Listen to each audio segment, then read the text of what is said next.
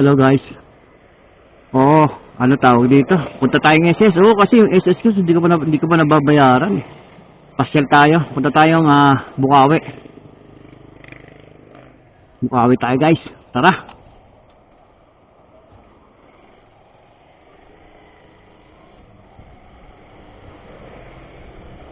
Bukawi. Punta tayong Bukawi. Para magbayad ng SS.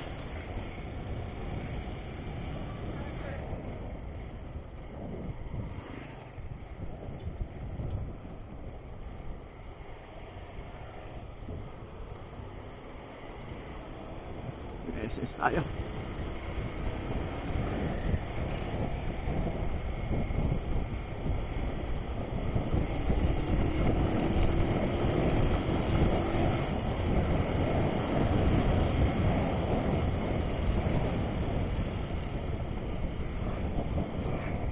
SS tayo punta.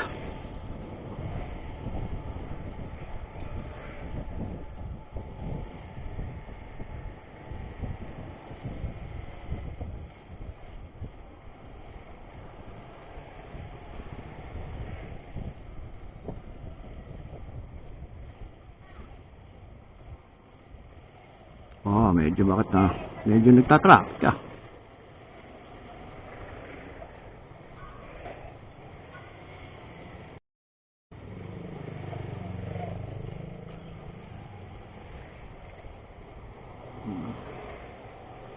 Punta tayo ng ating dahil yung ano yun eh, tawag dito. Quarterly yung bayad ko eh, nakakalimutan ko September na pala ngayon. Ngayon yung buwan na deadline ko. Deadline ko ngayon. Oo, kasi quarterly. September, August, July. July nagsimula.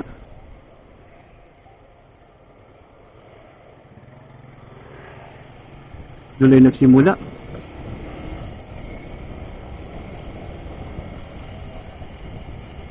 Oo, kailangan mabayaran. Eh, siyempre iba rin yung mayroong benepisyo.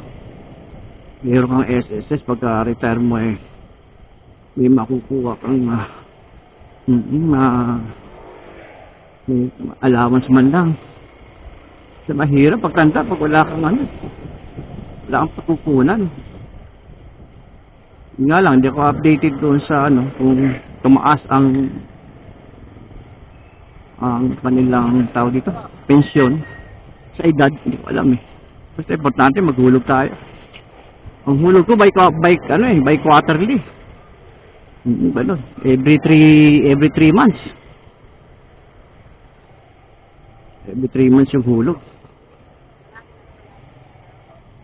Oh, malaking bagay yun eh.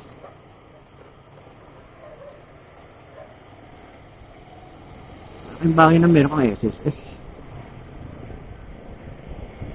Tulad ngayon, naghuhulog tayo. 3 months yung babayaran. 3 months, ang kinuha ko, 4,200 every quarterly. Yun yung nuhulugan ko by every quarterly.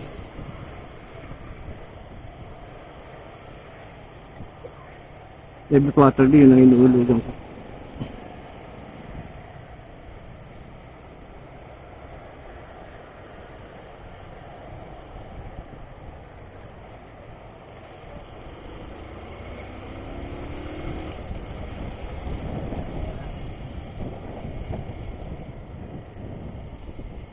Every quarterly, 4,200. Malaki din. At nasa mo yun? Magkano yun? 1,400?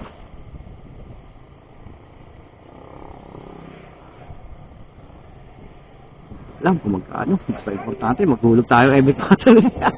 Diba, guys?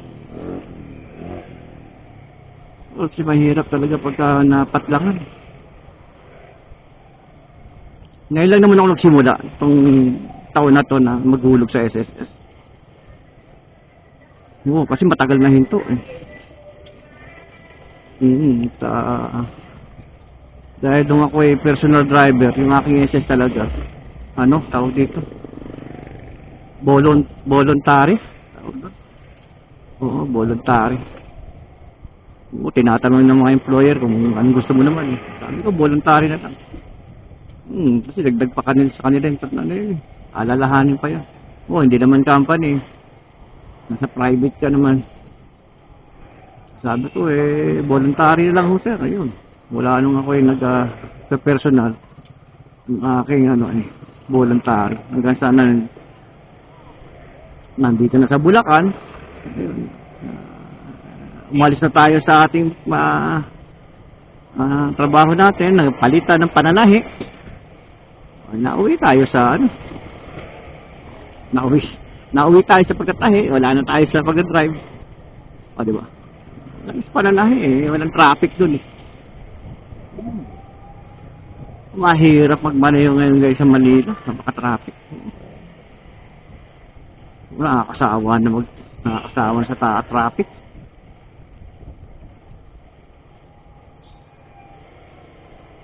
Nakakasawa, lalo sa EDSA. Talagang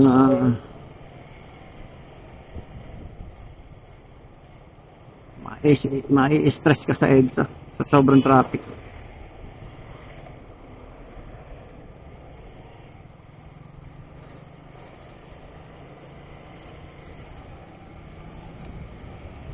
Traffic dun